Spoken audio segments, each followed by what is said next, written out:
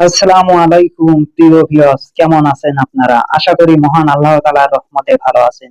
প্রিয় ভিউয়ার্স, চলুন কিছু দোকানদার ও কিছু কাস্টমারের ব্যবহার এবং কথাগুলো শুনে আসি।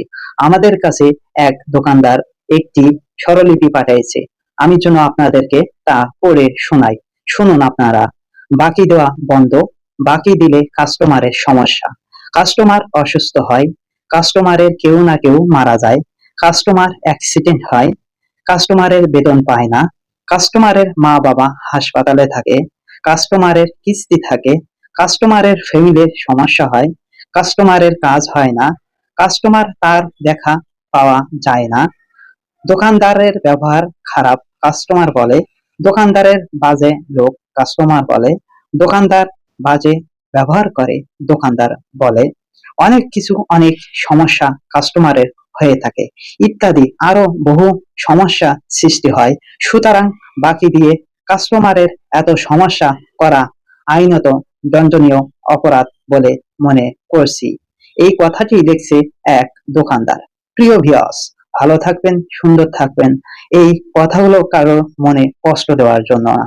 আসলেই আমরা যারা কাস্টমার, যখন দোকান থেকে বাকি নেই তখন কত ভালো ব্যবহার করে নেই। তাই বলে সব কাস্টমার সমান না। কিছু কিছু কাস্টমার আছে যে বাকি নেয় সকালে, বিকালে দেবার কথা বলে, বিকাল তো যায়, সন্ধ্যা যায়, রাত যায়, পরের দিন সকাল যায়, দুপুরে যায়, রাত যায়, কিন্তু কাস্টমারের আর দেখা মেলে না। তাই আমরা আসুন, যে দোকানদার গুলো আমাদেরকে বাকি দেয়, আমরা তাদের সাথে ভালো ব্যবহার করব, ভালো আচরণ করব, এবং আমরা বাকিতে মালামাল নিয়ে তাদের সাথে যে আমাদের পাওনা টাকাগুলো পাবে সেই টাকাগুলো আমরা পরিশোধ করে দেব। তাহলে দোকানদার ও কাস্টমারের মধ্যে কোনো ঝামেলা হবে না। দোকানদার ও কাস্টমারের মধ্যে একটি বন্ধুত্বর সম্পর্ক হবে। আসুন আমরা সবাই মিলে বাকি না নেওয়ার জন্য চেষ্টা করব।